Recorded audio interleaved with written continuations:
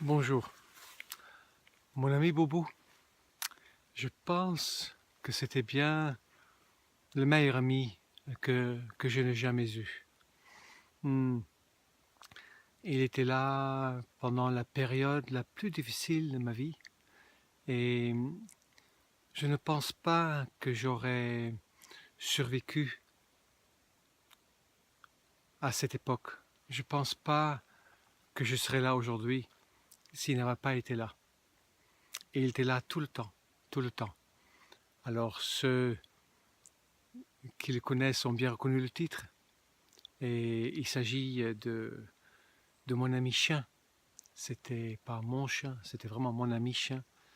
C'était mon ami et quelque part même mon maître. Il m'a appris énormément des choses. Énormément des choses. J'avais déjà eu des chiens. Mon premier chien, il avait le même âge que moi, en Israël. Très intelligent et c'était un peu mon gardien. Il me gardait et quand ma mère le regardait quand il était assis à côté d'elle et que j'étais en train de jouer dans le sable, il semblerait qu'elle lui disait « Et alors, tu le laisses tout seul là-bas ?»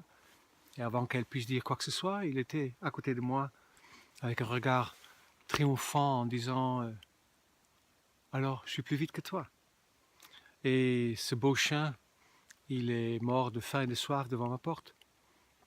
On n'a pas pu l'amener en Hollande avec nous, c'était trop cher, je pense, à l'époque. Et il est rentré, il s'est échappé d'un asile où quelqu'un devrait le récupérer.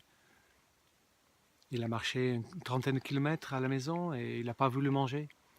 Il a frappé à la porte et on l'a donné à manger et à boire. Il n'a pas voulu et il est mort comme ça, devant la porte. J'ai appris ça plus tard.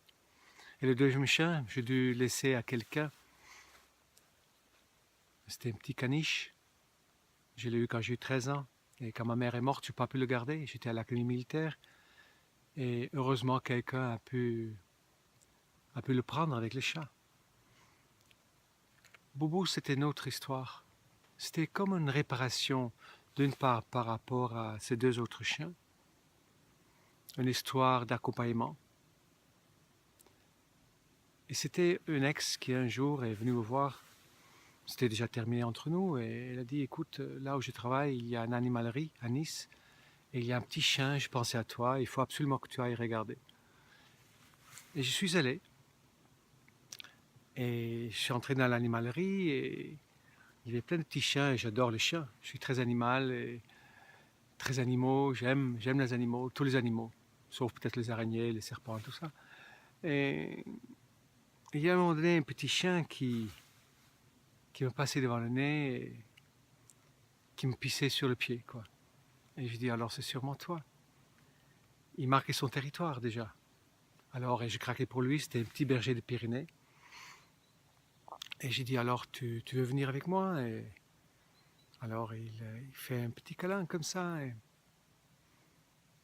et je demande au vendeur combien il coûtait. Et mon ami avait dit, mon ex m'avait dit que ça allait me coûter autour de 2500 francs. Voilà, donc j'avais tout ce que j'avais à l'époque. J'étais gérant de ma propre salle de gymnastique et j'avais de grands problèmes financiers. C'est tout ce que j'avais. 2500 francs et j'avais tout amené avec moi. Et le vendeur m'avait dit non, ça coûte 3007. J'avais fait une promesse à cette petite être et donc j'ai dit écoutez, si je vous laisse un chèque et que je vous ramène des espèces plus tard, est-ce que c'est OK? Et il a dit oui. Donc j'ai pris le petit chien avec moi et dans une boîte, dans mon Volkswagen décapotable Kübelwagen, un peu comme les voitures dans la guerre, et je l'ai amené vers moi, chez moi. Je ne pouvais pas avoir un animal, j'avais une salle de gymnastique tout blanc, toute blanche. Donc j'ai dû l'apprendre à ne pas sortir de la chambre et Bobo était un chien extraordinaire, extraordinaire. C'est devenu un athlète aussi, poilu, comme moi, on se ressemblait beaucoup, semblerait-il. Et il allait partout où j'allais. Je ne pense pas que 20 minutes suffisent pour tout raconter sur lui, mais son cheminement est bien particulier et je pense qu'il est devenu ce qu'on peut appeler un maître chien.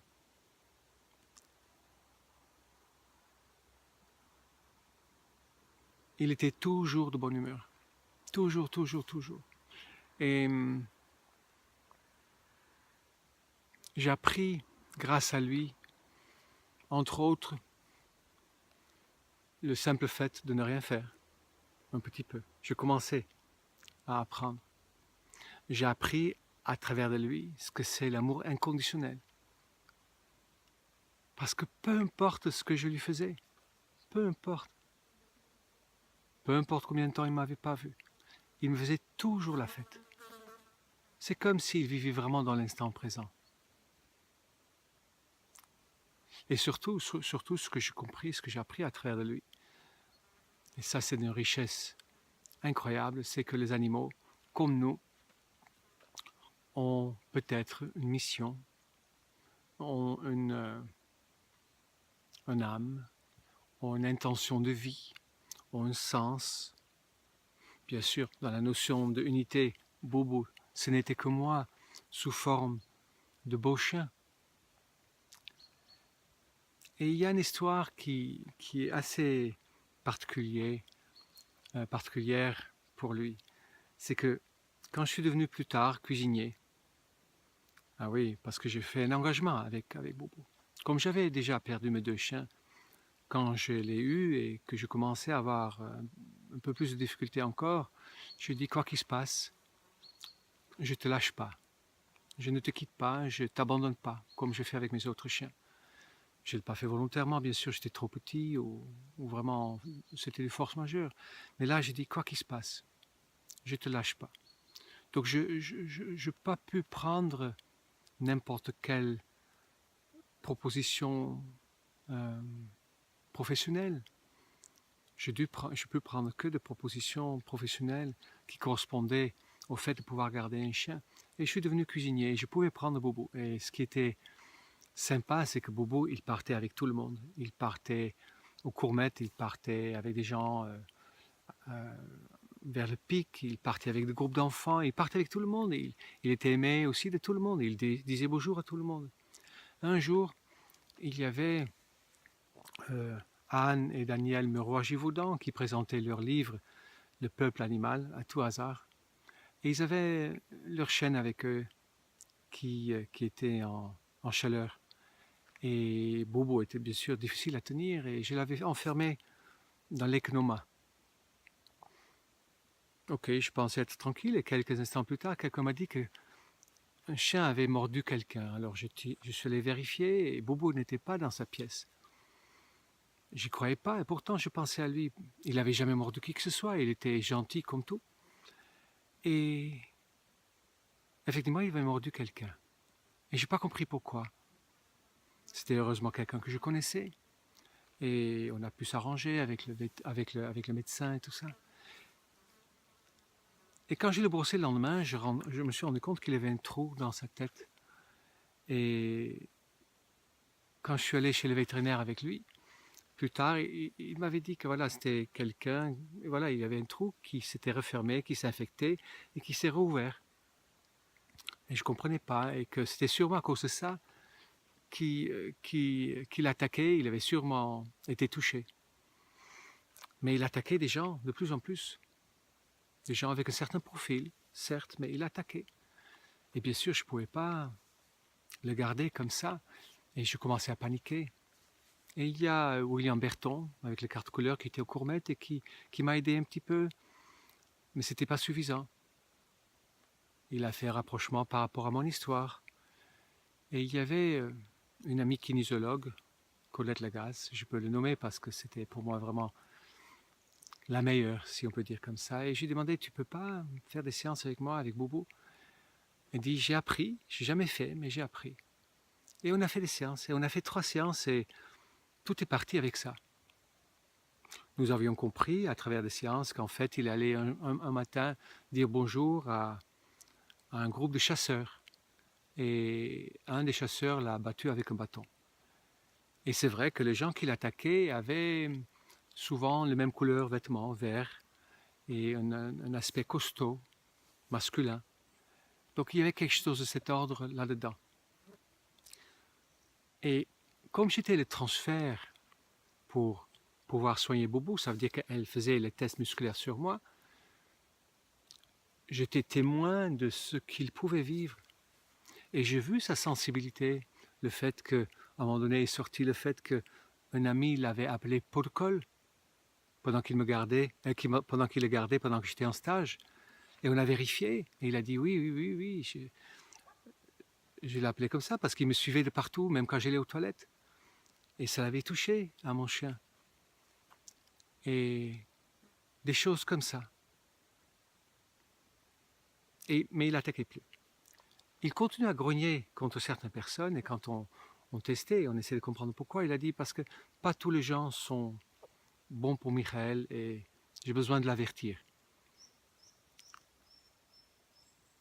Et un jour, donc j'étais transfert aussi et à la fin, je sentais l'intuition qu'il avait un message pour Colette et je dis il a quelque chose à te dire.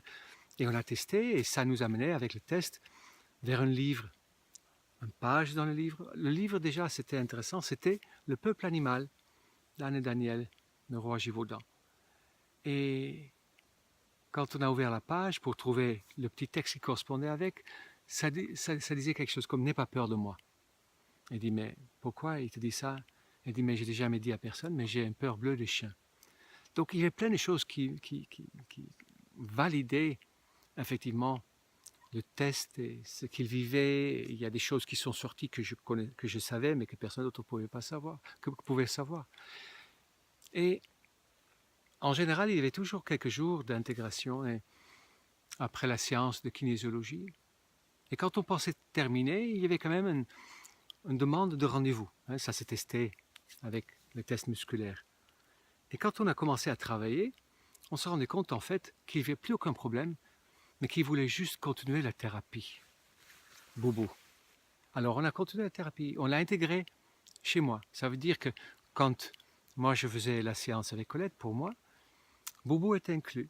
Et à la fin de la séance, on déterminait combien de jours d'intégration j'avais. J'avais peut-être 2 semaines et lui, il avait peut-être 6 jours. Il intégrait beaucoup plus vite que moi.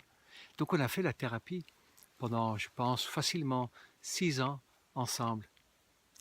Et c'est devenu un chien extraordinaire. Et quand je me rappelle, à la fin de sa vie, il avait vraiment quelque chose de spécial. Il était particulièrement doué avec les enfants. Il allait vers tout le monde l'aimait. Alors ça c'est Boubou, et c'est vrai, c'est vrai. Ce petit vidéo est aussi pour peut-être le rendre hommage, pour ne pas l'oublier, garder une trace de lui. Je l'ai connu en 1990 et il est mort en 2001. Et sa mort, c'est un des 3 éléments qui m'ont provoqué mon éveil. Un, c'était un acte que j'ai posé. Le deuxième, c'est la magie noire, l'effet de la magie noire qu'on m'a enlevé. Et le troisième, c'était son décès. Il y avait une 4e chose, mais je n'en souviens pas comme ça. Et son départ était assez particulier parce que la veille, il était en pleine forme. J'avais même fait un petit vidéo avec lui. Et le lendemain, je trouvais qu'il y avait la truffe froide. Et je l'avais caressé. Je suis allé voir un rendez-vous. Et pendant le rendez-vous, effectivement, le père de ma compagne m'appelle et dit « Mais écoute, il y a un problème avec Boubou, il va pas bien, il va pas bien. » Et 2 minutes plus tard, il m'appelle et dit qu'il vient de mourir dans ses bras. Alors j'ai lâché bien sûr la personne que j'accompagnais et je suis rentré chez moi. Et quand je l'ai vu, je pense que c'est le choc le plus grand que j'ai jamais eu. Oui, les femmes m'ont fait souffrir. Disons, j'ai souffert après des séparations avec des femmes. Mais là, je pense que j'ai jamais pleuré autant.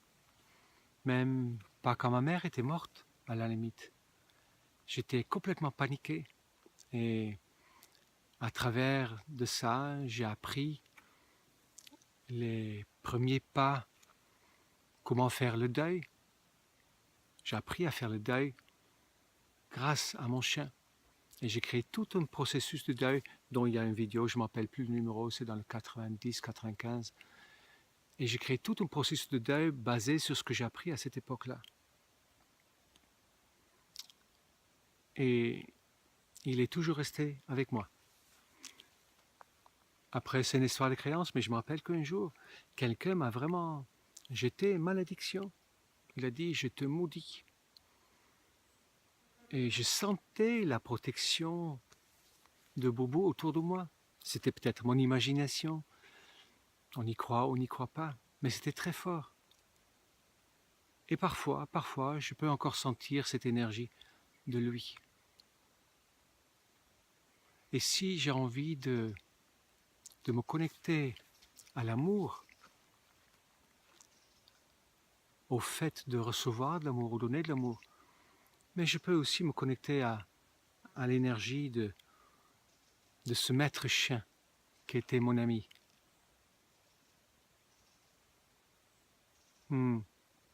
Nos animaux ne nous appartiennent pas non plus.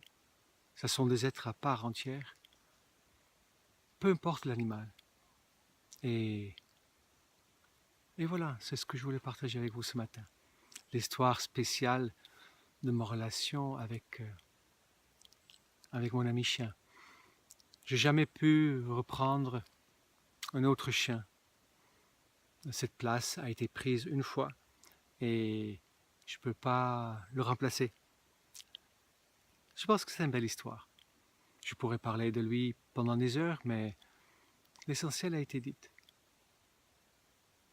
Les animaux, je peux encore dire ça, les animaux, souvent je le vois dans la thérapie, permettent leur maître de voir, comme les enfants.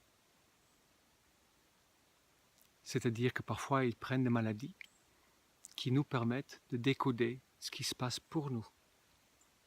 Ils ne prennent pas nécessairement pour eux, ils prennent pour que nous, on puisse comprendre. Vous imaginez l'amour qu'il faut avoir pour ça, juste pour que l'être humain puisse avancer. Voilà. Je vous souhaite une très très très belle journée. À très bientôt.